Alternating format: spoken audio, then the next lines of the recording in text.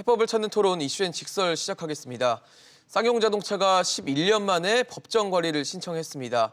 인도 마힌드라를 만나 기사 회생하는 듯 했지만 결국 또다시 주저앉고 말았는데요.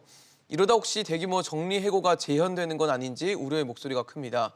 벼랑 끝에 선 쌍용차의 운명 어떻게 될지 전문가들과 함께 분석해 보도록 하겠습니다.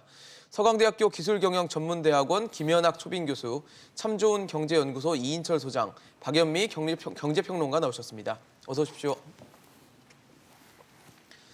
쌍용차가 지난 21일이죠. 서울회생법원에 기업 회생 절차를 신청했습니다. 은행에서 빌린 1,600억 원 정도를 지금 갚지 못하게 된 상황인데, 교수님, 지금 쌍용차의 재무 상황 어떻게 좀 진단하고 계십니까? 굉장히 좋지가 않죠. 예. 우선 이제 잘 알고 계시겠지만 쌍용차 개요를 말씀드리면 쌍용차는 연간 한 10만 대 정도를 생산하는 아주 소규모 생산 업체입니다.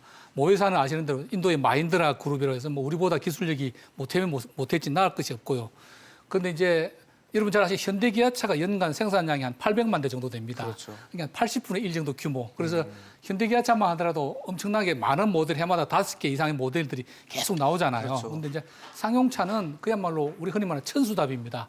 하나 모델 나와서 히트 치면 좀 잘 팔리다가 모델 없으면 또 굉장히 어려움을 겪는. 네, 2015년에 티볼리 나오고 나서는 그렇죠. 그렇게 뚜렷한 그렇죠. 신차는 예, 없었던 것 그렇습니다. 같거든요. 신차 모델 하나 개발하는데 보통 4, 5천억 정도 들거든요. 예. 근데 이제 쌍용차가 연간 매출액이 총 합쳐서 한 3조 5천억 정도 됩니다.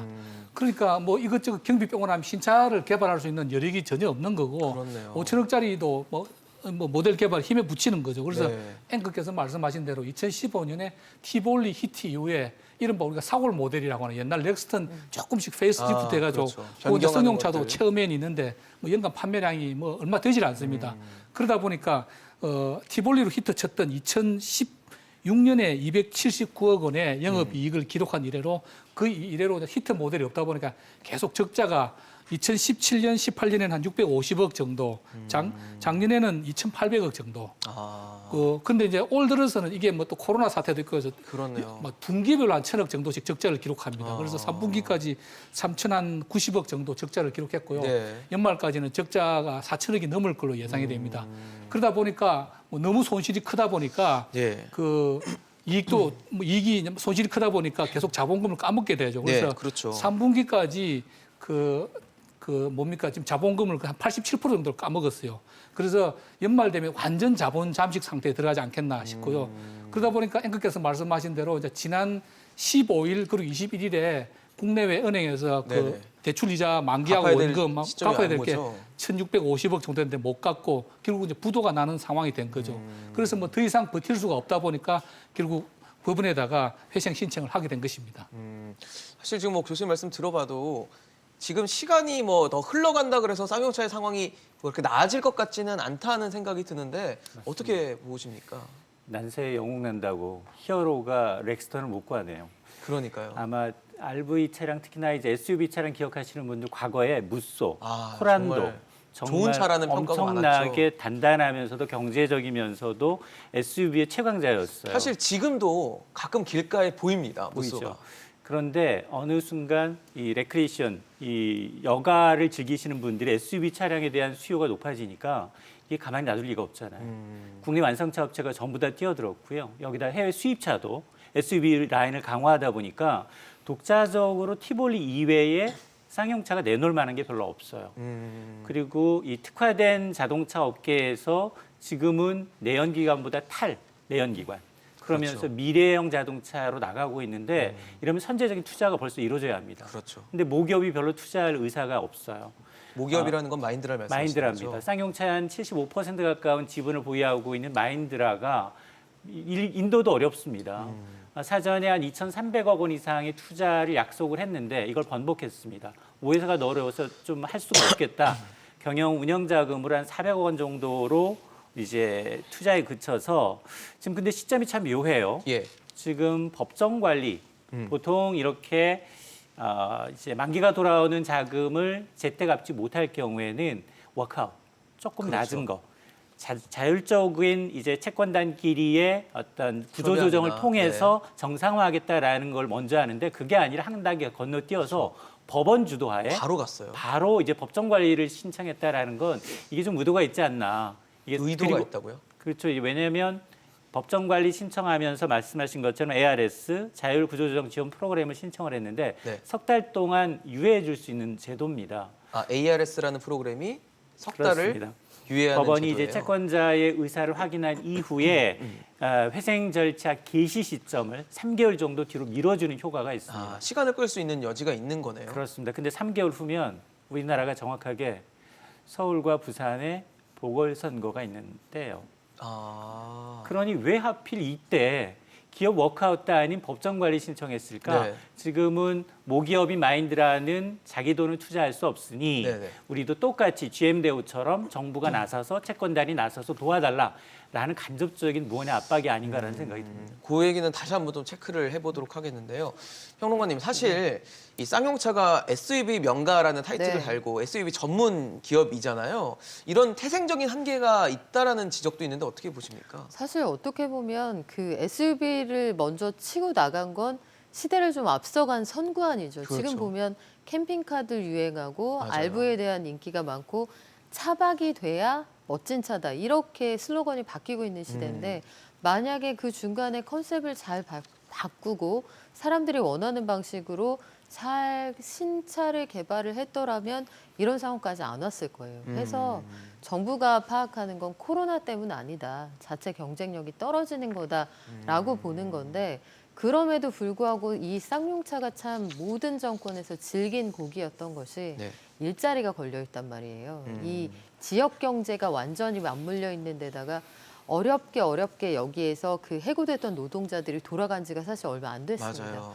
그러니까 일자리 사정이 워낙 안 좋은데 쌍용차라는 공장이 만에 하나 이렇게 지원 안 되면 우리 문 닫아버리겠다고 했을 때 순간 여러 명의 그 실업자가 발생하는 경우는 정부로서는 상당히 부담스럽거든요. 그게 본질적으로는 코로나19와 무관한 회사의 경쟁력이 적어서라고 할지라도 그래서 아마 산업은행도 처음에는 전혀 우리하고 합의된 바도 없고 논의한 바가 없다고 했지만 어떻게 도와줄 수 있는 방안이 있는지 들여다보기는 할 거예요. 네네. GM하고는 사정이 좀 다르다고 보는데 아마 여기에서 벼랑 끝 전술을 쓰고 있는 이 상황이 이자 못 내는 거잖아요. 네네. 원금 회수한다는 얘기 없었단 말이에요. 그런데 이렇게까지 나오는 거는 우리가 수혈받지 않으면 공장 문 닫아서 실업 사태를 악화시킬지도 몰라라는 시그널을 주는 거죠. 아, 스스로를 벼랑 끝으로 몰면서 뭔가 분위기를 만들어가는 마인드라가 한국 정부하고 딜을 하겠다 이렇게 시그널을 주는 거예요. 사실 지금 뭐 두 분이 말씀해 주시지만 뭔가 의도가 있다. 워크아웃을 건너뛰고 기업 회생으로 바로 가고 ARS 그 프로그램이라는 것까지 3개월 유예까지 했다는 건 이미 포석이 다 깔려 있는 행보 아니냐라는 지적이시거든요. 제가 볼 때는 이제 마지막 카드를 던진 거다. 말씀하신 대로 그게 벼랑 끝 전술일 수 있는데요. 네네. 아까 잠깐 말씀드렸지만 일단 마인드라라고 하는 회사는 GM하고 전혀 다릅니다. GM은 세계 굴지의 자동차 회사죠. 기술력도 있고 세계적인 시장도 걷고 있는데 네. 마인드라는 인도에서도 3위, 4위 하는 회사고요. 인도가 지금 코로나가 되게 심합니다. 그래서 맞습니다. 금년 3월 달에는 자동차를 한 대도 못 팔았다는 거예요. 그 큰 시장에서. 인도 마인드라 그룹도 작년 하반기부터 재무사정이 급격히 나빠져가지고 예. 아까 말씀하신 대로 원래 이제 올해 한 2,300억 정도 투자한다고 그랬다가 긴급 자금 400억만 수일하고 맞아요. 그래서 6월 달에 정식으로 선언했습니다. 우리 상용차 경영 포기하겠다.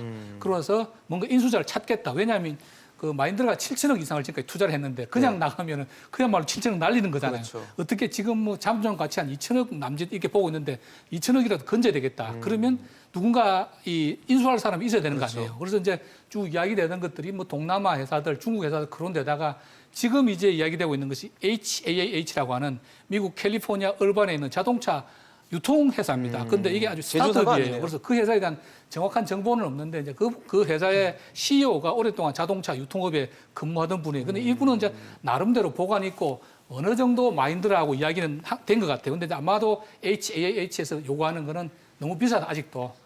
구조조정 해가지고 살 수 있는 상태로 만들어라. 그래서 아마도 HAAH에서는 더 강한 구조조정을 요구한 것 같고 그래서 이 마인드라 입장에서 팔라고 그러면 팔 수 있는 물건을 만들어야 되잖아요. 그래서 네네. 구조조정 해야 되는 이슈가 하나 있고요. 또 네. 하나는 말씀들 하신 대로 그냥 지금 상태로는 너무 어려우니까 그래도 최소한의 지원이라도 받아야 되겠다. 그래서 사실은 산은하고 협조를 미리 언어는 안 하고 거절할 것이 뻔했기 때문에 뒤통수를 쳤는데 이 지금 사는 입장에서 그냥 또 여기 900억도 채권도 있고 사는 네네. 입장에서 사는 입장에서는 그렇죠. 뭔가 또 완전히 포기할 수는 없는 입장이다. 그래서 제가 생각할 때 두 가지 카드. 하나는 HAH에서 팔기 위해서 구조조정을 강하게 해야 되겠다.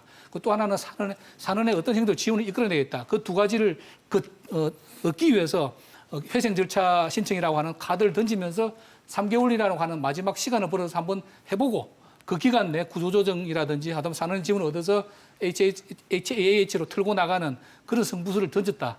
그렇기 때문에 지금 다른 카드 워크아웃이라든지 이자 네, 지연이 그런 유예라는 카드를 쓰지 네. 않고 좀 어찌 보면 강공을 한 겁니다. 안 되면 우리는 완전히 법정 관리 들어가겠다라고 하는까지 배수진을 치고 지금 이 회생 절차를 신청한 것으로 보입니다. 사실 아까 소장님께서는 의도가 있다라는 말씀을 해주셨는데 그 의도에 대해서 좀 풀어주시면 좋을 것 같거든요. 왜냐하면 지금 법정 관리를 신청했다라는 얘기는 예. 대주주 그리고 이제 채권단의 감자를 비롯한 이제 책임 있는 자세가 요구가 됩니다. 그 얘기는 실제로 마인드라도 뭐 인도 내부 규정에 의해서 네. 인도 회사가 외국 회사에 투자했을 때 이제 일정 부분 이상 감자를 못하도록 하는 내부 규정을 이유로 지금 그동안도 사실은 이 앞서 말씀하신 미국의 유통업체와의 이제 협상 조건에서 네. 대체적으로 그 금액은 나온 것 같아요. 한 3천억 원 정도. 3천억. 거기에다가 마인드라가 감자해달라라고 그리고 이제 어차피 인력 구조 조정을 한 이후에 인수를 하길 원하기 때문에 네네. 이런 조건을 내걸었는데도 불구하고 자국의 규정을 이유로 지금 협상이 난항에 빠진 것으로 전해지고 있는데 예. 근데 문제는 뭐냐? 과연 그러면 앞서 이제 교수님이 지적해 주셨습니다만 HAAH라는 자동차 유통회사 네. 미국은 우리나라하고는 조금 다른 이 자동차 판매 유통을 해요. 그러니까 그런가요? 우리는 보통 한 개의 모델만을 네네. 한 개의 회사의 자동차만을 놓고 파는데 네. 미국은 다수의 자동차, 다수의 해외 수입 자동차를 놓고서 팔 수도 있어요. 아. 그러니까 지금 이 HAAH라는 회사는 체리와 같은 중국의 저가 자동차를 수입해서 파는데요. 근데 연간 매출액이 한 200억 원이에요. 200억 원. 200억 원, 220억 원 정도니까 그렇게 큰 회사가 작은 아니. 기업이네요. 그래 굉장히 작은 회사인데 또 3천억 원을 들여서 인수하겠다라고 얘기했단 말이에요.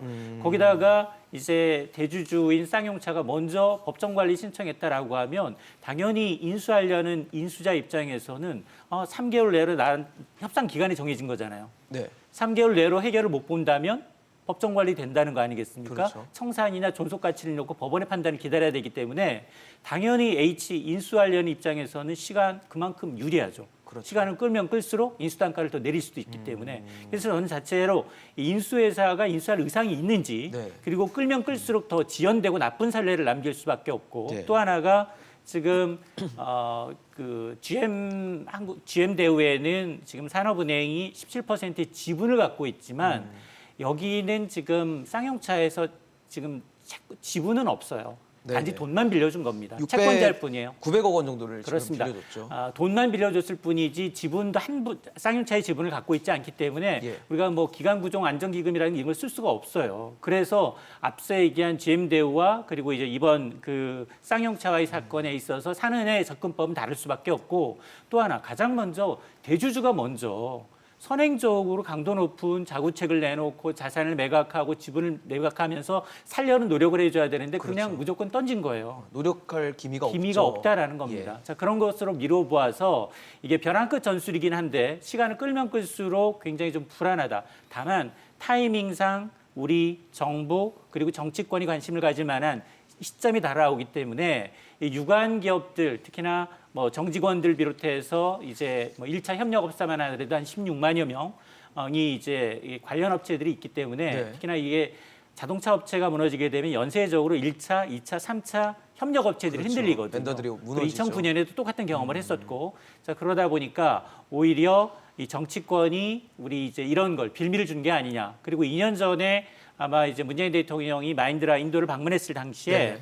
2009년에 이제 그 상하이 자동차에서 이제 손을 빼면서 네. 이제 구조정 당했던 이제 일부 이제 복직을 원했거든요. 네네. 그걸 또 들어줬단 말이에요. 그러니까 하나 빚진 게 있다라고 지금 생각을 하고 있는 것 같아요. 마인드라 입장에서는. 자, 그러다 보니까 이런 걸 직간접적으로 압박하기 위한 카드로 썼지만 실질적으로 여기에 존속 가치는 이미 없다라고 판정이 났어요. 왜냐하면 여기 삼정회계법인이 이제 법인을 하고 있는데 네네. 분기회계에서 1분기와 3분기가 적자였고요. 그렇죠. 회계 적정, 회계감사가 적정하지 않다. 적정하지 부적정 않다. 의견이 났거든요. 이기고 반기 보고서에도 이제 나왔기 때문에 이미 상장 실질 폐지 심사를 받아야 되는 상황입니다. 그렇기 때문에 아마 법원으로 간다 하더라도 이게 쌍용차만을 놓고 독자 생존을 얘기할 때는 굉장히 좀 가능성이 좀 희박하다라고 보고 있는 겁니다. 사실 소장님 말씀을 들으니까 지금 뭐 HAAH라는 그 미국의 회사와 지금 뭐 실사까지도 진행이 됐다고 하는데 좀 의구심이 드는 게 이 회사는 왜 지금 200억 원밖에 매출이 안 되는 회사가 이 회사를 쌍용차라는 회사를 가져가려고 할까? 뭔가 의도가 있는 건 아닌가라는 의구심이 들거든요. 그러니까요. 그 정체를 잘 모르겠어요. 사실 생전 처음 들어보는 회사인데다가 네. 쌍용차를 가져갔을 때 이 회사가 얻을 수 있는 실질적인 이득이 뭔가 그걸 생각해봐야 M&A의 이유가 성립이 되는 이 거잖아요. 미국 회사는 유통사고 그러니까요. 쌍용차는 제조사잖아요. 그렇다면 시나리오는 두 가지로 볼 수가 있는 네. 거죠. 하나는 전체적으로 마인드라가 그림을 그려서 산업은행의 그 지원을 이끌어내고 나서 이 정도로 우리가 그 돈을 대줄 수 있는 사람들을 만들어 놓고 넘기겠다. 그러면 가치가 올라가지 않아도 여기에서 어느 정도 되사고 되파는 과정에 수익을 얻을 수 있다는 생각을 해볼 수 있고 또 이거는 뭐 굉장히 건설적인 시나리오로 보자면 네. 글쎄요, 이거 좀 나가는 얘기인지도 모르겠습니다만 껍데기를 만드는 기술은 쌍용차가 오랫동안 가져왔단 말이에요. 근데 앞으로의 차 시장은 뭐 단적으로 애플 같은 경우에도 자율주행차 2024년에 만든다는 거 그렇죠. 아니에요? 배터리 따로 그리고 뭐 레이더 따로 껍데기 따로 바퀴 따로 따로따로 만들 텐데 조립하는 형태로 배터리가 가장 중심에 들어가고 IT 회사들은 소프트웨어만 만든다고 치면 네네. 이렇게 조립해서 외주 반도체 OEM 하듯이 파운드리 업체처럼 그런 업체도 분명히 필요해요. 근데 그 과정에서 좀 손쉽게 그 어떤 샘플 모델 같은 것들을 만들기에는 이 작은 라인이 더 유리할 수 있거든요. 그 손기술은 좋고 그렇게 생각을 만약에 한다면 여기에서 우리가 이 외형을 만드는 틀은 기술도 좋고 사람들이 네네. 일자리에 대한 수요가 있으니까 해볼 그렇죠. 수 있다라고 생각할 수 있겠습니다만 후자이면 참 좋을 텐데 결국은 이게 투전판이 될 가능성이 크다는 생각이 들어서 전자의 가능성이 좀 걱정되는 상황이네요. 네. 교수님 보시기에는 어떤 의도가 있다고 보세요? 이 HAAH라는 예, 뭐 정말 이 회사에도 저도 막 오기 전에 찾아왔는데 정보가 거의 없습니다. 없죠. 없기 너무 작은 때문에 회사인데요, 사실. 정말 추측을 할 수밖에 없는데 네네. 제가 만약 AH고 죄송한데 네, 발음이 AAH죠. HAH고 인수하라고 했을 때 한 세 가지 정도 시나리오가 가능할 것 같아요. 첫째는 이제 이게 우리 흔히 말하는 수직적 통합이거든요. 그것도 네네. 이제 후방 통합이 아니고 전방 통합이에요. 그런데 이제 이 유통회사가 제조회사를 산다고 하는 거는 일단 어쨌거나 박 평론가 말씀하신 대로 쌍용차가 SUV에 대해서는 나름대로 플랫폼이 있고 노하우가 있습니다. 그리고 그렇죠. 지금 잘 나가는 차는 미국에서는 픽업 트럭하고 SUV거든요. 맞아요. 기존의 세단형 승용차는 전혀 자국 내 공장들 다 문 닫고 있습니다. 그래서 일단 SUV에 대한 플랫폼을 가지고 있으니까 아주 길게 보면 지금은 코로나 때문에 가장 저가로 살 수 있는 시기다. 장기적으로 보면 전망이 나쁘지 않을 수도 있다라고 이제 판단해서 한번 수직적 통합을 하면서 SUV 제조회사를 유통회사가 한번 가져본다. 이 오너가 현재 규모는 작지만 스타트업이 생긴 지도 한 5, 6년밖에 안 된 회사예요. 네네. 앞으로 큰 꿈을 가지고 한번 키워보겠다라고 하는 그건 굉장히 좋게 해석했을 경우에 그렇네요. 그런 시나리오 하나 있고 예. 또 하나는 이 회사가 중국 차를 주로 저가차를 수입하다 보니까 체리라고 하는 회사가 중국에서 그래도 한 5대 기업엔 자동차 회사 들어가는 회사입니다. 그래서 이 회사의 지분이 좀 있기 때문에 체리라고 하는 회사하고 어떤 연관성이 있는 것이 아닌가. 한국이 이제 중국 회사에 대해서 굉장히 거부감이 있으니까 이걸 통해서 우회 합병을 시도하는 것이 아닌가라고 하는 것도 하나 그려볼 수 있습니다. 중국이 자동차 산업에 뛰어든 지 굉장히 오래됐지만 예. 중국은 엔진 하나 제대로 만드는 기술이 아직까지 없습니다. 그래서 과거에 이제 상하이 차가 쌍용차를 인수했다가 그 하이브리드 났죠. 디젤 하이브리드 엔진 기술만 빼먹고 도망갔죠. 먹튀를 네, 했죠. 그렇죠. 여전히 지금 중국이 전기차에 굉장히 집중하고 있는 이유 자체가 전통적인 그 내연기관을 만들 수 있는 능력이 안 되기 때문이기도 합니다. 물론 전기차가 미래의 주력 자동차이기 그렇죠. 때문에 하기도 하지만 그래서 이런 어떤 체리차와 어떤 거를 꾸미고 있는 거 아니에요. 그래서 과거의 아픈 기억, 즉 우리 쌍용차가 상하이차의 기술을 뺏겼던 그게 좀 재현될 수 있는 그런 시나리오가 있는 것 아닌가라는 게 두 번째 가설이고요. 세 번째는 순수한 재무적 동기입니다. 이 회사가 지금 굉장히 이게 산업은행이 지원도 받고 구조조정 돼가지고 굉장히 싸게 살 수 있다고 하면 요걸 조금 포장해서 나중에 경기가 좀 좋아졌을 때 다시 되팔 수 있다라고 하는 재무적 동기에서 시작했을 수도 있어요. 근데 이제 그것도 조금 미심쩍은 게 보통 그런 거는 사모펀드들이 하거든요. 그러니까요. 이건 자동차 전문 업체이기 때문에 그냥 순수하게 재무적 동기에서 뭐 이렇게 리스크 테이킹을 할 수 있을까라는 의구심도 있습니다. 근데 하여튼 제가 생각해 볼 때는 다른 자료가 있기 때문에 이 세 가지 중에 하나의 시나리오가 아닌가 뭐 그렇게 생각합니다. 근데 정확하게 뭔지 자신 있게는 저도 말씀드리기 어렵습니다. 이제로서는. 그렇네요. 사실 지금 뭐 언급이 되고 있는 건 시나리오적인 측면에서 좀 접근을 해보자는 얘기였는데 가장 중요한 건 어떻게 보면은 인력 구조 조정이나 이런 구조 조정이 우리 경제와 우리 산업에 어떤 영향을 줄지예요. 특히 쌍용차 같은 경우는 이미 2009년 이후에 10년여 정도의 시간 동안 이 구조 조정에 엄청 시달려 왔다가 복직이 된 지 얼마 안 됐거든요. 맞습니다. 이게 전 세계적으로 자동차 업계는 다 어려웠어요. 코로나19라는 변수를 맞으면서 어려웠고 특히나 뭐 현대기아차도 어렵긴 마찬가지였습니다. 맞습니다. 그러나 이제 돌파구가 신차였어요. 신차였고 그리고 우리가 이제 내부적으로 코로나19 때문에 뭐 개별 서비스 인하라든가 다양한 소비 진작책을 씀으로 해서 했는데 그리고 차량 경쟁력이 있으면 내수는 좀 팔리거든요. 근데 쌍용차의 경우에는 내수도 좋지 않고 네. 수출은 더 좋지 않고 그렇죠. 이런 상황입니다. 자 이러다 보니까 지금 그 또다시 2009년에 이제 상하이차가 먹튀했던 당시의 기억이 다시 되살아날 떠오르죠. 수밖에 없는데 지금 쌍용차는 지금 고용 직원만 한 4,800여 명 네. 고용하고 있는 직원들만 그리고 1차 협력사가 16만여 명 그리고 협력사 유통 다 3차까지 합치면 가족을 포함하면 60여만 명이 넘습니다. 자 이러다 보니까 야 결국은 또 우리 늘 봐왔잖아 대마불사.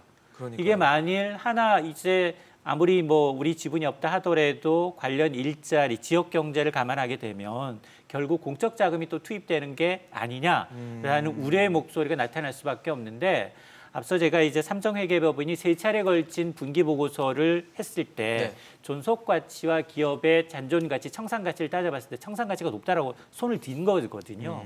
물론 뭐 아직 뭐 이 법원에서 판결 나진 않았습니다. 예. 석 달 동안의 어떤 유예 기간을 줬고 그 이후에 받아들여지지 않는다면은 할 수도 있는데, 근데 지금 상황에서 과연 이제 경쟁력 있는 선투자가 일어나서 SUV에 뭐 지금 대부분 보게 되면 뭐 세계 완성 글로벌 업체들, 플랫폼 업체들, 현금이 든든한 이런 업체들은 지금 미래형 자동차로 가속화되고 있어요. 네네. 합종 연행을 하고 있는 상황입니다. 맞습니다. 배터리 업체부터 시작해서 전장 업체, 부품 업체.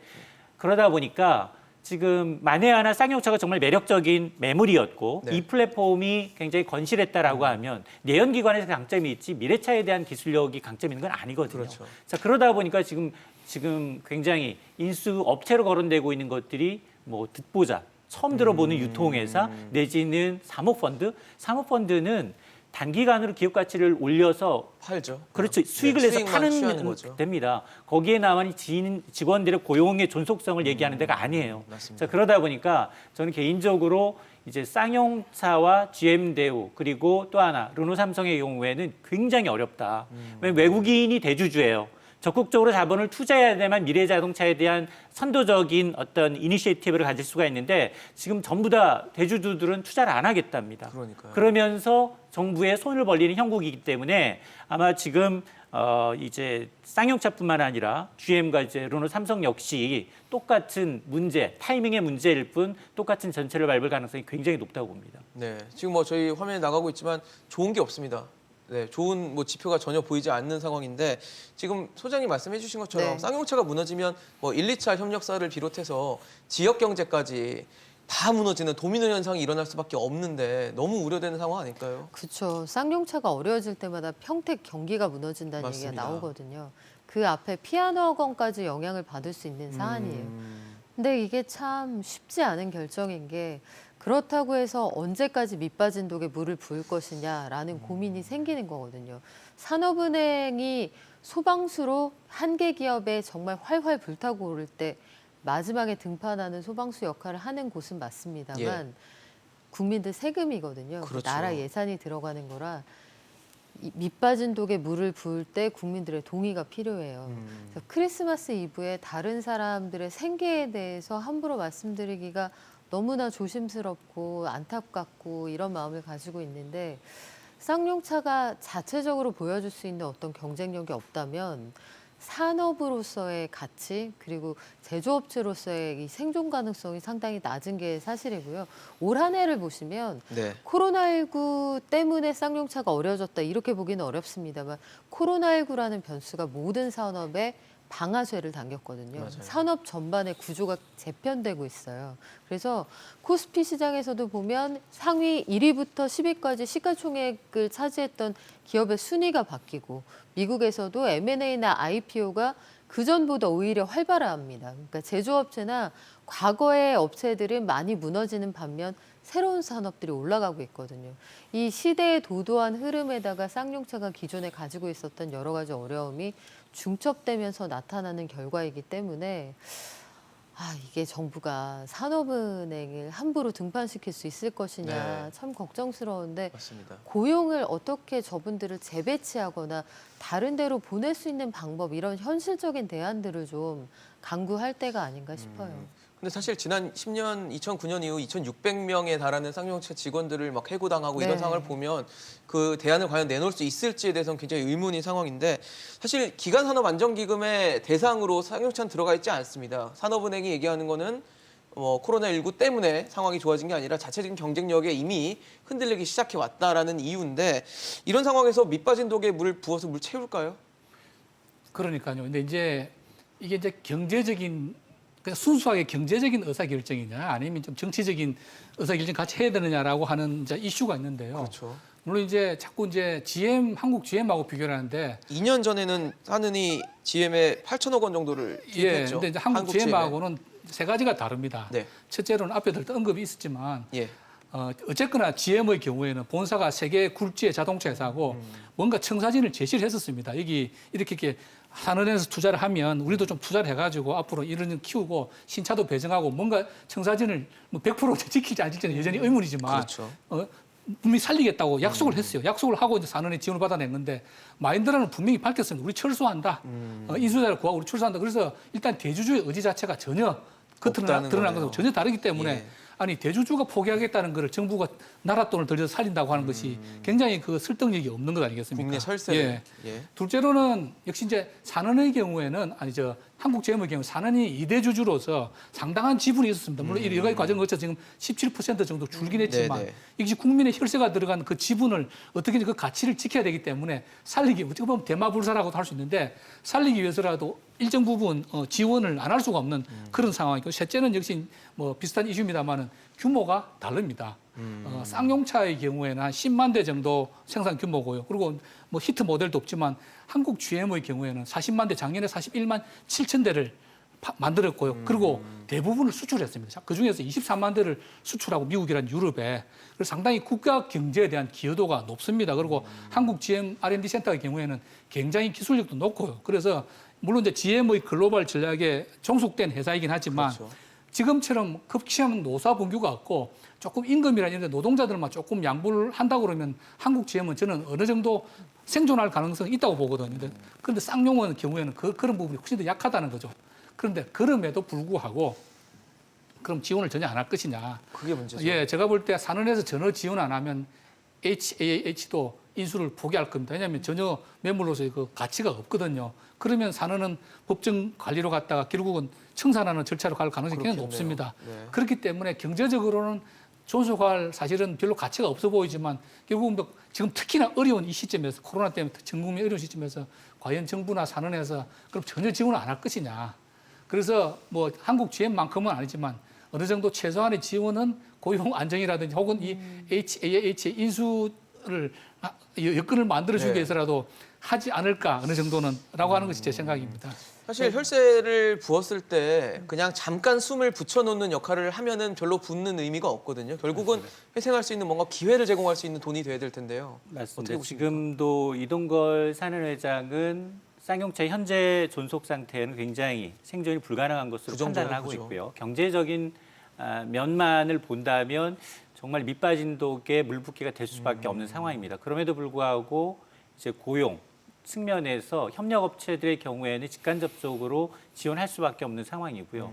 그럼에도 불구하고 지금 전반적으로 보면 글로벌 생태계, 자동차의 생태계가 일단 친환경 쪽으로 포커스가 맞춰지고 네. 있고요. 미국을 포함해서 다시 2050년 탄소 제로 그러면서 친환경인 뭐 전기, 수소 여기다 플라잉카까지 얘기가 네. 나오고 있는 상황이기 때문에 맞습니다.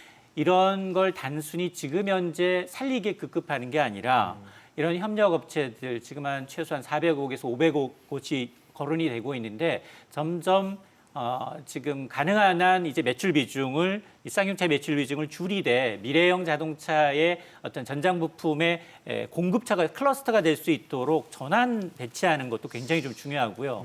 또 하나가 지금 계속해서 이제 일자리 문제 때문에 공적 자금을 투입을 해야 된다면 지금 실험적으로 지금 광종 일자리 하고 있잖아요. 네네. 지금 우리나라의 자동차 제조업이 굉장히 경쟁력을 잃었다라고 평가받고 있는 부분이 고정 비용 인건비예요. 강성 노조입니다.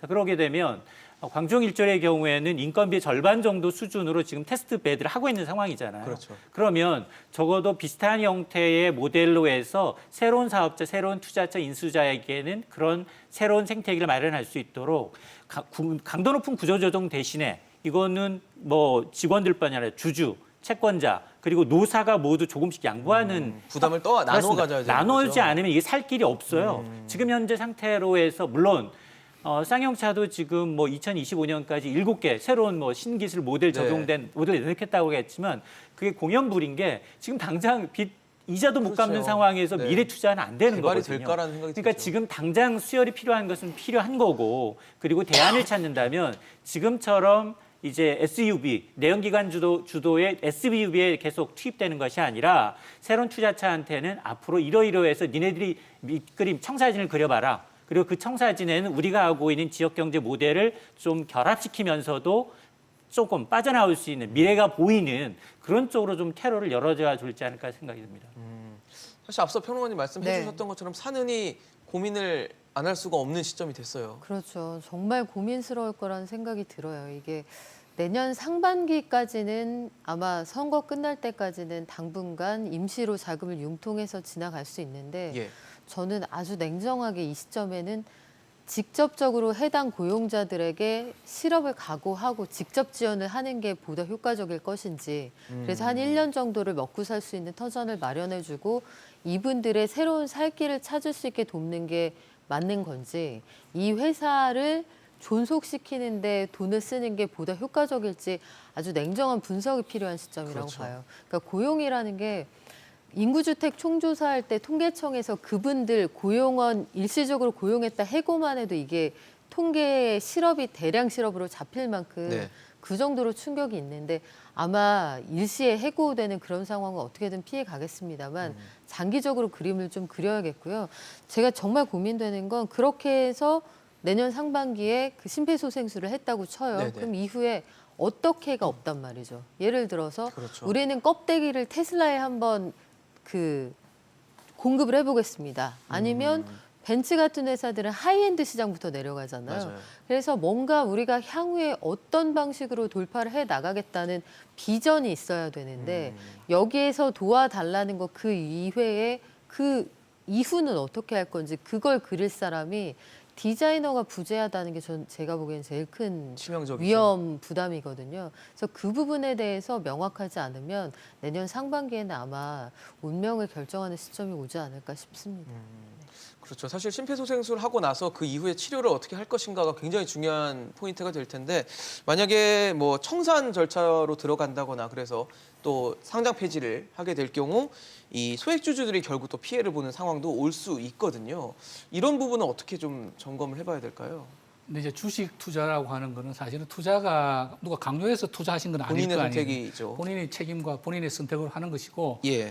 쌍용차 경영이 어렵다고 하는 건 이미 공시자를 통해서 수년 전부터 4년째 지금 적자 아니겠습니까? 그럼 네. 올 들어서 코로나 상황 때문에 더 나빠진 거 다 어려졌고요. 알고 있는 사실이고 이제 회생 신청할 때 19% 마감한 걸로 막을 내렸는데 과거 이제 삼바의 경우에도 마지막으로 사는 분이 많았어요. 삼바가 다시 재개할 수 있을 것이라고 이제 믿고 하신 분들이고 저가다 제 이게. 생각에도 이렇게 마지막까지 뭐 베팅하신 분들은 약간의 그 도박성을 하신 것 같아요. 이게 회생 가능성이 이제 어느 정도인지는 모르겠지만 또 분명히 회생이 되면 또 그 주가가 단기적으로 폭등할 가능성이 높습니다. 아니면 이제 휴지 조각이 되든지 그렇죠. 그래서 상당히 그 뭔가 그런 리스크 테이킹을 하고 사신 거고, 그리고 주식 투자가는 당연히 그런 모든 거를 염두에 두고 투자하셨을 거로 보고요. 그거에 대해서 뭐 금융당국이나 정권당국에서 뭐라고 해줄 수 있는 말은 없고요. 다만 뭐 저는 쌍용차에 전혀 투자를 하지 않았지만 어떻게든 좋은 지금 이제 앞으로 어떻게 될 거냐에 대해서 미래가 없다라고 하시는데 사실은 과거에 처음 인수했던 중국의 샹하이 차는 분명히 기술 빼가려고 먹튀하려고 처음부터 마음먹고 들어왔던 게 굉장히 안 좋은 인수 대상자였고요. 예. 두 번째로 마힌드라는 나름대로 성의는 보였는데 모회사 자체가 워낙 기술력도 없고 뭐 작업력도 별로 없고 그래가지고 능력이 안 됐던 거고 HAAH라고 하는 회사가 우리 박연미 평론가가 바라시는 뭔가 미국 유통시장에서 이렇게 활동하고 있는 회사이기 때문에 네. 이 회사를 어떤 앞으로 전기차나 수소차 혹은 뭐 자율주행차에 대비해서 이 플랫폼을 하면서 뭔가 큰 그림을 가지고 뛰어들었기를 뭐 기대해 보는 수밖에 없는데 아직은 인수자로 결정된 것도 아니고 아무것도 없는 상태이기 때문에 그분들도 뭐 이렇게 뭐 청사진을 까고 일을 할 수는 없는 상황일 테고요. 뭐 그런 좋은 그림이 뭐 정말 뭐 우리는 모르지만 있기를 뭐 기대해 봅니다. 소액주주들 지금 뭐 위험한 상황이라고 할 수도 있는데 물론 본인의 선택이겠죠. 그렇지만 뭐 마냥 또 둘 수만은 없지 않습니까? 근데 가장 걱정되는 게 올해 이제 신규로 주식 투자하신 분이 너무 많이 늘었어요. 맞아요. 그런데 우리 그 빅히트 공모주가 아주 좋은 경험입니다. 멋 모르고 앞서서 카카오 게임즈, SK 바이오팜, 봤죠? 히트 네. 나니가 학습 상황을. 효과로 무조건 들어갔어요. 결혼 자금 5천만 원까지 투자를 했는데 이거 원금 돌려달라는 청원글까지 등장을 했습니다. 맞아요. 그런데 지금 쌍용차의 지분율을 보면 한 75%가 외국계 그리고 나머지 25%가 개인이에요. 한 뭐 4만 5천여 명 가량이 여기에 물려 있고 평균 네. 한 200만 원 넘게 물려 있는데 이게 한 주당 5천 원짜리 주식이 지금 2,770원 정도의 지금 거래가 정지가 돼 있어요. 만에 하나 이제 법원이 회생 결치 3개월 후에 예. 회생 개시 거래 뭐 인용을 하면 예. 하겠다. 법정 관리 신청이 시작이 되면 거래가 재개될 수는 있습니다. 예. 그러면 팔 기회는 나오거든요. 그렇죠. 그럼에도 불구하고 만에 하나 최악의 경우 쌍용차가 청산 가치가 더 높다라 싶어서 만에 하나 이제 파산 절차를 밟게 되면 이 얘기는 완전히 달라집니다. 휴지 조각이 되는 거예요. 그대로 제로입니다. 이건 그렇죠. 국가가 나서서 원금 보전해주는 차원이 아니거든요. 그러니까 이 투자하시는 분들은 굉장히 가슴앓이할 수밖에 없어요. 석 달 동안도 새로운 주인을 찾고 있는지 또 법원의 판단을 또 기다려야 되는 상황이기 때문에 이 소액주주 분들의 경우에는 이 리스크 테이킹을 굉장히 해야 되는 상황이어서 정말 걱정이 좀 앞섭니다. 평론가님 어떤 조언을 해주실 수 있을까요? 글쎄요, 이 장에서 쌍용차에 들어갔다 하면은 저는 그냥 그 아마추어는 아닌 것 같고요.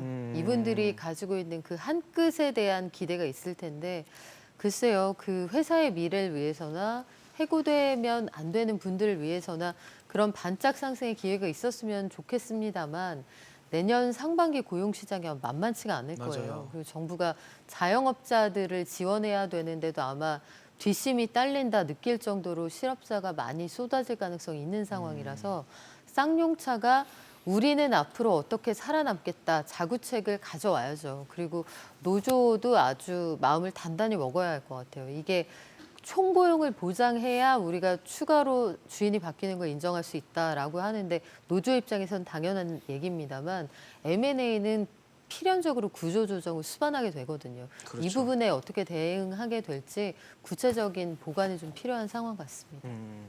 사실 지금 뭐 세 분이 강조를 해주셨던 것처럼 자동차는 이제 미래차로의 흐름을 걷고 있습니다. 뭐 수소차나 전기차 등이 될 텐데 그러다 보니까 기존 내연기관을 부품을 만들었던 회사들이 이제 좀 약세로 가면서 뭔가 쇠락의 길을 걷지 않겠냐라는 얘기가 있는데 좀 패러다임에 대한 준비를 제조사뿐만 아니라 그 밑에 있는 1, 2차 합청업체들에게도 할 수 있는 시간들이 좀 필요할 것 같은데 어떻게 준비를 해야 될까요? 시간은 주어졌죠. 왜냐하면 모든 차고 하루아침에 전기차라든지 뭐 자율주행차로 가는 것은 아니거든요. 그렇죠. 말씀하신 대로 기존의 내연기관 차의 경우에는 뭐 부품이 한 3만 개 되는데 이게 자율주행차가 되고 전기차가 되면 부품이 10,000개 이하로 줄어들게 되고 네네.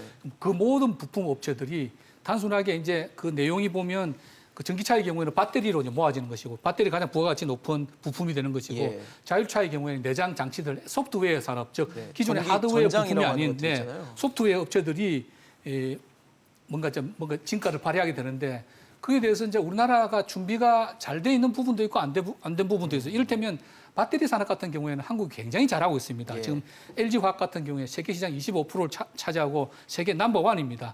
사실 중국이 엄청나게 아까 말씀드린 데 전기차를 밀고 있어요. 그래도 맞아요. 이 CATL이라고 하는 회사가 이 점유율을 LG가 이미 넘어섰어요. 네. CATL 한 23% 정도 되거든요. 그 외에도 우리나라의 그 삼성 SDI라든지 SK 이노베이션도 이 배터리를 생산하고 그 전체 세계 시장 점유율이 35% 정도 됩니다. 그래서 잘하고 있는 거고요. 현대기아차도 지금 전체 시장은 한 5, 6위 정도 규모지만 전기차에서는 한 4위 정도로 기존의 내연차보다는 시장 점유율이 높은 상태입니다. 예. 그래서 이 자연스럽게 기존의 부품 업체들이 줄어들지만 이렇게 어떤 트랜스포메이션 해가는 과정에서 잘하고 있는데 정책적으로 잘하고 있느냐. 지금 오히려 전기차 쓰는 경우에 제 주변에서 보면은 전기가 좀 전기요금이 오르다 보니까 과거에 할인 혜택을 많이 줄여가지고 맞아요. 이제 전기차 유지비가 너무 올라가다 보니까 사야 되느냐 하는 이슈가 하나 있고 전기차 충전 인프라 제대로 안 되고 있습니다. 아직도 좀 저 부족하죠, 급속 충전도 많이. 지금 2시간 이상이 걸리는데 이 인프라가 확대가 안 되면 팔아도 지금 쓸 수가 없는 그런 상황이 되거든요. 그래서 지금 잘 되고 있는 부분도 있지만 지금 세계적인 추세에 비해서 지금 미흡한 부분도 많다. 그래서 정부가 이걸 종합적으로 판단해서 자동차 산업의 어떤 그 패러다임을 바꿔야 되고 그래서 앞장서서 어떤 방향을 제시해야 되고요. 그리고 업체들도 당장 하루아침에 전기차로 뭐 바뀌는 거 아니기 때문에 몇 년의 주어진 시간 중에서 자기가 어떻게 이 광고를 탈퇴할 것인지 그에 따라서 로드맵을 가지고 자기 스스로를 바꿔 나가야지 그냥 가만히 앉아가 정부의 지원만 기다렸다든지 그렇게 해서는 안 될 것입니다. 그렇죠. 사실 뭐 2030년에 전기차가 굉장히 늘어난다고 해서 내연 기관이 없어지는 건 아니거든요. 그렇죠. 그 시간은 충분히 좀 있습니다. 맞습니다. 어떤 준비를 해야 될까요? 그러니까 저는 정부 그리고 자동차 완성차 업체들, 부품 업체들 그리고 IT 관련 이제 기술력, 이제 소프트웨어 기술을 가지고서 미래 자동차에 도전하는 기업들이 연합 합종이 이제 밖에 없다. 아. 왜냐하면 과거에는 주로 이제 자동차를 설계하고 만들고 판매를 온전히 네. 자동차 글로벌 자동차 회사들이 했다면 지금은 그게 완전 분업화된 상황이에요. 맞습니다. 지금은 뭐 애플도 하겠습니다. 아마존도 하겠습니다. 구글도 하겠습니다요. 여기는 플랫폼 경쟁력, AI를 비롯한 각종 데이터를 갖고 있기 때문에 자율주행이든 전기차로 갈 수 있는 굉장히 빠른 자금력 플러스 플랫폼을 갖고 있는 기업들이 뛰어들고 있고 그렇죠. 자 그렇게 되면 우리는 과거서부터 이제 생산, 제조, 판매를 다 하는 게 아니라 생산은 생산, 제조는 제조, 판매는 판매 해야 되고 또 하나가 이제 신차 시장만이 아니라 중고차 시장이 더 커지고 있고요. 그리고 이런 차량뿐 아니라 공유 시장이 더 커지고 있어요. 그러니까 차가 갖고 있는 차량 한 대를 만들어서 부가가치를 만들어내는 분야가 더욱더 다양해지고 있는데 그런 분야에서 우리가 과연 1위를 하고 있느냐. 그리고 국내에서 1위하는 업체가 협력 경쟁이 잘 안 되고 있는 것도 문제예요. 테슬라나 뭐 우리가 이제 국내 배터리 부분에 있어서는 분명히 강점을 갖고 있기 때문에 대부분의 업체들이 납품을 한다 하더라도 가장 취약한 건 이 협력 업체들입니다. 협력 업체들을 키워야 돼요. 협력 업체들이 내연기관 시장에 머물지 않고 당연히 이제 이런 미래차 시장에서 이제 할 수 있도록 기술 개발과 같이 해서 어떤 그 인큐베이터 역할을 좀 해줄 수 있는 영향이 좀 필요한 부분이 분명히 있습니다. 그래서 아마 이런 플랫폼 기업들은 직접 만들지 않을 거예요. 애플이나 아마존, 구글은 자기네가 만들지 않고 테슬라처럼 그냥 외주 줄 겁니다. 그렇죠. 다 그러면 나누겠죠. 자동차를 잘 만드는 것도 강점이에요. 자, 그런 기업을 우리가 키우면 되는 겁니다. 대신에 그게 세계 1등이어야지 되지. 만일 테슬라에 맞서서 이제 애플이 자동차를 만들겠다 2024년부터 출시하겠다라고 했는데 테슬라를 능가하는 기업을 꼽지 부품 업체든 완성차 업체든 OEM을 주지 그냥 별로 이름도 듣지 못하는 기업한테 투자를 이도저도 하지는 아니면 안 되는 그렇습니다. 상황이네요. 그러다 보니 지금 LG전자가 이런 이제 아만스라는 기업을 통해서 세계 이제 제일 좋은 세계 3대 부품 업체와의 제휴를 통해서 애플로 또 이제 공급선을 대는 게 아니냐라는 얘기가 나오고 있는데 어쨌든 이 합증 연회의 가장 중요한 건 자금력이 단단한 이 IT 업체들, 네. 플랫폼 업체들, 제조업체들, 부품 업체들 그리고 정부가 인프라를 깔아주는 문제까지 같이 가지 않으면 이 부분에 대해서는 정말로 우리가 4차 이 자동차 산업에 대한 주도권을 쥐기 굉장히 어렵다는 생각이 듭니다. 마지막으로 평론가님 네. 말씀 짧게 듣겠습니다. 테슬라가 그 앞서서 시장 점유율 보여드렸는데 전기차 시장 세계 시장 점유율 1위인데 예. 굉장히 재밌는 건 만족도는 최하위예요. 그러니까 테슬라는 다 좋은데 차만 잘 만들면 된다 이런 얘기가 있거든요. 테슬라 같은 회사들이 제조를 다 외주를 준단 말이에요. 애플도 마찬가지고 네. 그 제조를 우리가 따와서 쌍용차를 좀 살릴 수 있는 방법은 없을까? 저는 요즘 항상 그 생각을 하고 있는데 우리가 잘 만드는 제조 기술을 활용할 수 있는 데가 분명히 있을 거라고요. 예. 그래서 한번 해보는 거죠. 부딪혀서 살아남을 수 있는 방법을 적극적으로 강구하고 여기에서 공공부문의 수요 창출도 좀 해주고 이런 방식으로 살아남았으면 좋겠습니다. 네. 사실 쌍용차가 무너지면 우리 경제, 우리 산업에 미칠 영향이 만만치 않습니다. 굉장히 걱정되는 부분이 많은데 오늘 말씀을 드렸던 건 청산을 해라 마라 이런 얘기가 아니고요. 앞으로의 시나리오가 어떻게 전개가 될지 그리고 쌍용차가 어떤 우리 사회에 영향을 줄 수 있을지를 체크해본 시간이었습니다. 오늘 김현학 교수, 이인철 소장, 박연미 평론가와 함께했습니다. 고맙습니다.